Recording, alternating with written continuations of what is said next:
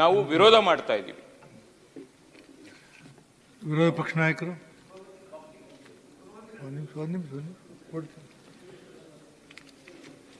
ಮಾನ್ಯ ಸಭಾಪತಿಗಳೇ, ಮಾನ್ಯ ಕಾನೂನು ಸಚಿವರು ಈ ಬಿಲ್ಲಿನ ಬಗ್ಗೆ ವಿವರಣೆ ಕೊಟ್ಟಾಗ ನಾನು ಬಹಳ ಸೂಕ್ಷ್ಮವಾಗಿ ಗಮನಿಸಿದ್ದೇನೆ. ಅವರು ಹೇಳುವ ರೀತಿಯಲ್ಲಿ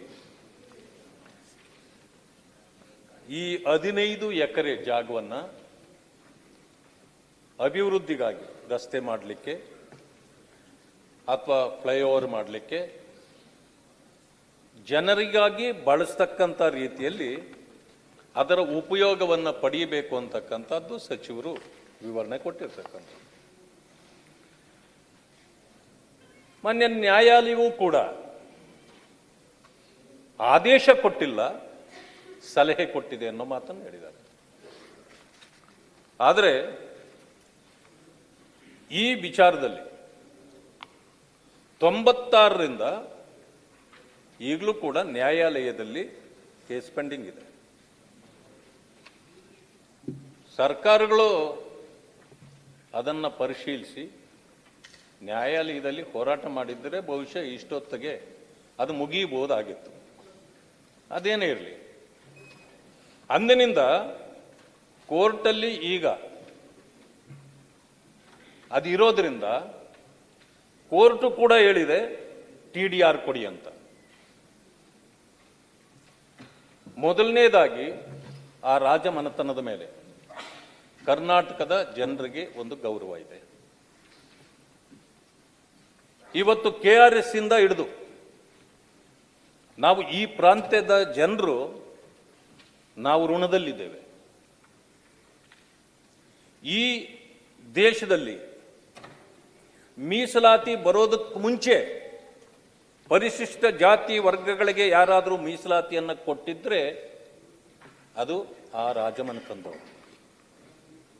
ಹಾಸ್ಟೆಲ್ಗಳಿರಲಿಲ್ಲ, ಆದರೆ ನರಸಿಂಹರಾಜರ ಹೆಸರಿನಲ್ಲಿ ವಿದ್ಯಾರ್ಥಿ ನಿಲಯಗಳನ್ನು, ಶಾಲೆಗಳನ್ನು ಸ್ಥಾಪನೆ ಮಾಡಿ ಪರಿಶಿಷ್ಟ ಜಾತಿ ವರ್ಗಗಳಿಗೂ ಕೂಡ ವಿದ್ಯೆಯನ್ನು ಕೊಟ್ಟಿರ್ತಕ್ಕಂಥ ಒಂದು ರಾಜಮನೆತನ. ಆದ್ದರಿಂದ ನಾವೆಲ್ಲ ಅವರ ಋಣದಲ್ಲಿದ್ದೇವೆ ಅಂತೇಳಿ ಜನ ಭಾವಿಸ್ತಾರೆ. ಅಂದ ತಕ್ಷಣ ನೀವು ಮಾಡ್ತಾ ಇರೋದು ಬಹಳ ಸರಿ ಇಲ್ಲ ಅಂತ ನಾನು ಹೇಳೋದಿಲ್ಲ. ಇದು ಯಾರೋ ಸ್ವಾರ್ಥಕ್ಕಾಗಿ ಮಾಡ್ತಾ ಇರೋ ಕೆಲಸ ಅಂತ ನಾನು ಹೇಳೋದಿಲ್ಲ. ಈ ಕೆಲಸ ಜನತೆಗೆ ಮಾಡ್ತಿರ್ತಕ್ಕಂಥದ್ದು, ಸಾರ್ವಜನಿಕರಿಗಾಗೆ ಮಾಡ್ತಿರ್ತಕ್ಕಂಥದ್ದು. ಆದರೆ ಆ ಪ್ರದೇಶ ಇವತ್ತು ಆ ಕಡೆಗೆ ಪ್ಯಾಲೇಸ್ ಗ್ರೌಂಡ್ಸ್ ಮೈದಾನ ಇದೆ, ಅದೇ ಪಕ್ಕಕ್ಕೆ ಸದಾಶಿವನಗರ. ಒಂದು 10 ಅಡಿ ಈ ಕಡೆ ಬನ್ನಿ ನೋಡೋಣ ಎಷ್ಟು ಕೇಳ್ತಾರೆ ಅಂತ. 10 ಅಡಿ ರಸ್ತೆಗೆ ಬೇಕು ಅಂತಂದ್ರೆ ಬಹುಶಃ ಅವರೆಷ್ಟು ಕೇಳ್ಬೋದು ನೋಡೋಣ, ಪ್ರಯತ್ನ ಮಾಡಿ ನೋಡಿ. ಅಂದ್ರೆ ಅದನ್ನ ಆಧರಿಸಿ ಏನು ವಕೀಲರು ಬೇಡಿಕೆ ಇಟ್ಟಿರ್ತಾರೋ ಅದನ್ನ ಬಹುಶಃ ಕೋರ್ಟ್ ಪರಿಗಣಿಸಿರ್ಬೋದು. ನಾನು ಅದನ್ನು ಕೂಡ ಹೇಳೋದಿಲ್ಲ. ಇವತ್ತು ಆ ಕುಟುಂಬದ ಜೊತೆಯಲ್ಲಿ ಯಾರು ಕೂಡ ಚರ್ಚೆನೇ ಮಾಡೋದಿಲ್ಲ. ತಾವು ಹೇಳಿದ್ರಿ ಅದು ನಮ್ಮ ಸುಪರ್ದಿಯಲ್ಲಿದೆ ಅಂತ. ಇಲ್ಲ, ಇದ್ದಿದ್ರೆ ಸರ್ಕಾರ ಇವತ್ತು ಅದನ್ನು ಕಬ್ಜಾ ಮಾಡಿ ಕೂತಿರ್ಬೋದಾಗಿತ್ತು. ಸಂಪೂರ್ಣ ಅವ್ರ ಕೈಯಲ್ಲೇ ಇದೆ. ಯಾವುದೂ ಪಕ್ಕಾ ಬಿಲ್ಡಿಂಗ್ಸ್ ಬಂದಿಲ್ಲ ಅಲ್ಲಿ. ಎಲ್ಲವೂ ಕೂಡ ಟೆಂಪರರಿ ಶೆಡ್ಗಳು ಹಾಕಿ ನಡೆಸ್ತಾ ಇದ್ದಾರೆ. ಯಾಕೆಂತಂದ್ರೆ ಯಥಾಸ್ಥಿತಿ ಕಾಪಾಡಬೇಕು ಅಂತೇಳಿ ನ್ಯಾಯಾಲಯ ಹೇಳಿದೆ. ಒಂದನ್ನು ಅರ್ಥ ಮಾಡ್ಕೊಳ್ಬೇಕು, TDR ಕೊಡಿ ಅವರಿಗೆ ಅಂತ ಕೋರ್ಟ್ ಹೇಳಿದ್ರೆ ಅರ್ಥ ಏನು? ಓನರ್ ಅವರು ಅಂತ, ಅವರೇ ಓನರು ಅಂತ. ನಾನು ಹೇಳ್ತಕ್ಕಂಥದ್ದು TDR ನೀವು ಕೊಡೋದು ಹಣ ಅಲ್ಲ. ನೀವು ಹಣ ಕೊಡ್ತಾ ಇಲ್ಲ, ಅಥವಾ ಕಡಿಮೆ ಮಾಡ್ಬೇಕಾ? ಕೋರ್ಟಿಗೆ ಅರ್ಜಿ ಹಾಕ್ರಿ, ರಿಕ್ವೆಸ್ಟ್ ಮಾಡ್ರಿ. ಆ ರೀತಿ ಏನಿಲ್ಲ, ಕಡಿಮೆ ಮಾಡಬೇಕು ಅಂತ ಕೇಳಿ. ಈಗ ಸರ್ಕಾರಕ್ಕೂ ಒಂದು ಅನುಮಾನ ಇದೆ,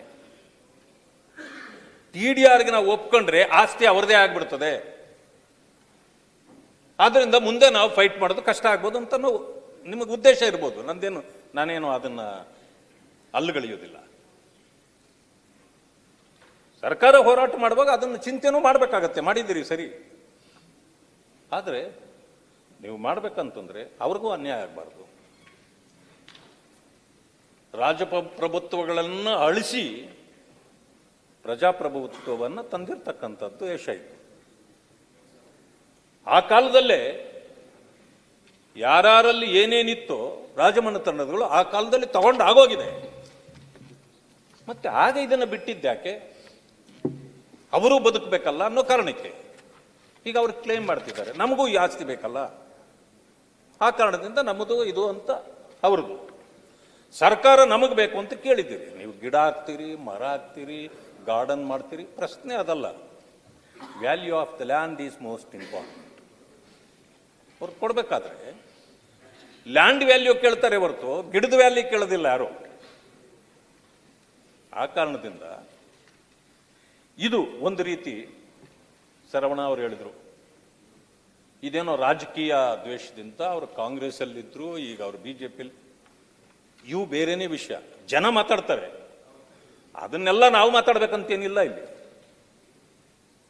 ರಾಜಕೀಯ ತೀರ್ಮಾನಗಳು, ಯಾವ ಪಕ್ಷದಲ್ಲಿ ನಾನು ಇರಬೇಕಂತಂದು ವೈಯಕ್ತಿಕ ತೀರ್ಮಾನಗಳು. ನಾವು ಅದೇ ಕಾರಣಕ್ಕೆ ಇದಾಗಿದೆ ಅಂತ ನಾವು ಹೇಳೋದಿಲ್ಲ. ಬಟ್ ರಾಜಮನೆತನದವರನ್ನು ಕರೆದು ನೋಡಿ, ಈ ಕಾರಣಕ್ಕೆ ನಾವು ಮಾಡ್ತಿದ್ದೀವಿ, ನೀವು ನಮಗೆ ಸಹಕಾರ ಕೊಡಿ. ಮಾತುಕತೆ ಆಗಿದೆಯಾ? ಆಗಿಲ್ಲ. ಹೋಗಲಿ.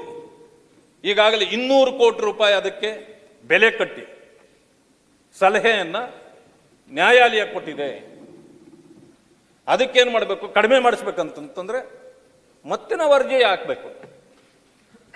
ಆ ಕೆಲಸ ಆದರೂ ಮಾಡಬೇಕು. ಇದನ್ನು ಮಾಡಿ ಬೇರೆಯವರೆಗೂ ಅನಿಸ್ಬಾರ್ದು ರಾಜಕೀಯ ದ್ವೇಷವನ್ನ ಈ ಸರ್ಕಾರ ಅವರ ವಿರುದ್ಧ ತಾಳಿದೆ ಅಂತನೂ ಅನಿಸ್ಬಾರ್ದು. ಯಾಕೆಂತಂದ್ರೆ ಆ ಕುಟುಂಬದ ಬಗ್ಗೆ ಜನರಿಗೆ ಗೌರವ ಇದೆ, ಅದಕ್ಕೂ ಧಕ್ಕೆ ಬರಬಾರ್ದು. ಸರ್ಕಾರದ ಕೆಲಸವೂ ಆಗಬೇಕು, ಜನಸಾಮಾನ್ಯರು ಸಂತುಷ್ಟರಾಗಬೇಕು. ಆ ಕಾರಣದಿಂದ ಇದನ್ನು ದಯವಿಟ್ಟು ನೀವು ಮರುಪರಿಶೀಲನೆ ಮಾಡತಕ್ಕಂಥದ್ದು, ನ್ಯಾಯಾಲಯದಲ್ಲೇ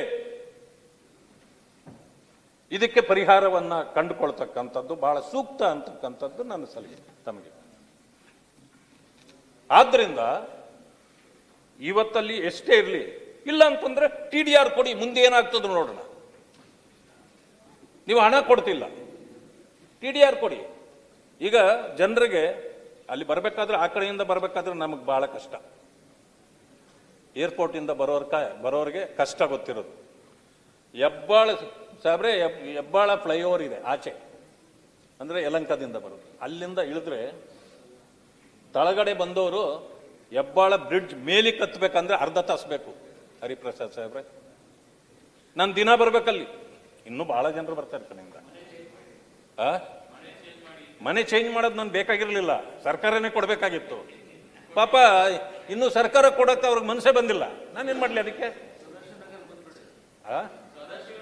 ಅಲ್ಲ, ಯಾವ ನಗರದಲ್ಲಾದ್ರೂ ಕೊಡ್ಲಿ, ಅವ್ರು ಕೊಡ್ಬೇಕಲ್ಲ. ಕೊಟ್ಟಿಲ್ಲ ಅಂತೆ, ಅವರೇ ಕೊಟ್ಟಿಲ್ಲ. ನಾನು ಕಾಯ್ತಾ ಇದ್ದೇನೆ, ಮನೆ ಕೊಡ್ತಾರೆ, ಮನೆ ಕೊಡ್ತಾರೆ, ಮನೆ ಕೊಡ್ತಾರೆ. ಕೊಡಿ, ಯಾವಾಗ ಇಷ್ಟ ಬರ್ತದೋ ಅವಾಗ ಕೊಡಿ.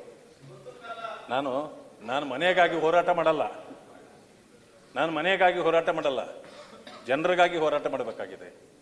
ಯಾರು ತುಳಿತಕ್ಕೆ ಒಳಗಾಗಿದ್ದಾರೋ ಅವ್ರಿಗಾಗಿ ಹೋರಾಟ ಮಾಡಬೇಕಾಗಿದೆ. ನನ್ನ ಮನೆಗೆ ನಾನು ಹೋರಾಟ ಮಾಡಲ್ಲ, ಬೇಡ. ಆದ್ರಿಂದ ಇವತ್ತಿನ ದಿವಸ ಆ ಪರಿಸ್ಥಿತಿ ಹೇಗಿದೆ ಅಂತಂದ್ರೆ, ಬಂಪರ್ ಟು ಬಂಪರ್. ನನ್ನ ಮನೆಯಿಂದ ಇಲ್ಲಿಗೆ 8 ಕಿಲೋಮೀಟರ್ ಇದೆ, ನಾನು ಬರಲಿಕ್ಕೆ 1 ತಾಸಾಗುತ್ತೆ. ಇಂಥ ಪರಿಸ್ಥಿತಿ ಇದೆ. ಆದ್ರಿಂದ ಈ ಕೆಲಸವೂ ಆಗಬೇಕು. ದಯವಿಟ್ಟು ಅವ್ರನ್ನ ಕರೆದು ಮಾತಾಡಿ, ಇಲ್ಲ ಅಂತಂದ್ರೆ ಕೋರ್ಟಲ್ಲಿ ಹಾಕಿ ಇದಕ್ಕೆ ಪರಿಹಾರ ಕಂಡುಹಿಡಿಯಿರಿ. ಇಲ್ಲ ಅಂತಂದ್ರೆ ಆ ಮನೆತನದ ವಿರುದ್ಧ ಸರ್ಕಾರ ಇದೆ ಅಂತ ನಿಮಗೆ ಕೆಟ್ಟ ಹೆಸರು ಬಂದೇ ಬರ್ತದೆ. ಯಾಕಂದ್ರೆ ನಾವು ಮಾತಾಡಿಲ್ಲ ಅವ್ರ ಜೊತೆಯಲ್ಲಿ. ಇತ್ತೀಚೆಗೆ ನಾನು ಕೂಡ ಗಮನಿಸಿದ್ದೇನೆ, ನಾನು ಮುಂದೆ 2 ಸ್ಟೇಟ್ಮೆಂಟ್ಗಳು ಕೂಡ ಮಾಡಿದ್ದೇನೆ. ಅವರು ಹೇಳಿದ್ದಾರೆ, ಇಲ್ಲ ಕೋರ್ಟ್ನಲ್ಲಿ ಆದೇಶಗಳ ಪ್ರಕಾರ ಈ ಸರ್ಕಾರ ನಡ್ಕೊಳ್ತಿಲ್ಲ. ನಮ್ಮನ್ನ ಗಮನಿಸೂ ಇಲ್ಲ, ನಮ್ಮನ್ನು ಯಾವುದು ಕರೆದು ಮಾತಾಡಿಲ್ಲ ಅಂತೇಳಿ ಅವರು ಕೂಡ ಹೇಳಿದ್ದಾರೆ. ಆದ್ರಿಂದ ದಯವಿಟ್ಟು ಅವ್ರನ್ನ ಕರೆದು ಮಾತಾಡಿ. ಇಲ್ಲ ಅಂತಂದ್ರೆ ಯಾವುದು ಬೇಡ, ನೀವು ಮಾತಾಡಕ್ಕೆ ಹೋಗ್ಬೇಡಿ. ಈಗ ನೀವು ಹೇಳಿದ್ದೀರಲ್ಲ TDR ಅಂತೇಳಿ, ಈಗ ಕೊಡಿ, ನೀವು ತೀರ್ಮಾನ ಆಮೇಲೆ ತಗೊಳ್ಳಿ, ಕೆಲಸವೂ ಪ್ರಾರಂಭ ಆಗತ್ತೆ. ಬಟ್ TDRಗಾದ್ರೂ ನಾವು ಬಿಡೋದೇ ಇಲ್ಲ ಅಂತ ಅವ್ರು ಹೇಳಿಲ್ಲ, ನಾವು ಕೊಡೋದೇ ಇಲ್ಲ ನಮ್ಮ ಜಮೀನು ಇದು ಅಂತ ಹೇಳಿಲ್ಲ ಅವರು. ಸರ್ಕಾರ ಕೇಳಿದ ತಕ್ಷಣ ಒಪ್ಕೊಂಡಿದ್ದಾರೆ, TDR ಬಗ್ಗೆ ಒಪ್ಕೊಂಡಿದ್ದಾರೆ, TDR ಕೊಟ್ಟಿದ್ದೀವಿ. ಇಲ್ಲ ಅಂತಂತಂದ್ರೆ ನಾವು ಇದನ್ನ ಒಪ್ಪಲಿಕ್ಕೆ ಸಾಧ್ಯ ಇಲ್ಲ ಅಂತಕ್ಕಂಥ ಮಾತನ್ನ ನಾನು ಹೇಳಲಿಕ್ಕೆ ಬಯಸ್ತೇನೆ. ಮಾನ್ಯ ಸಭಾಪತಿಗಳೇ, ಧನ್ಯವಾದ.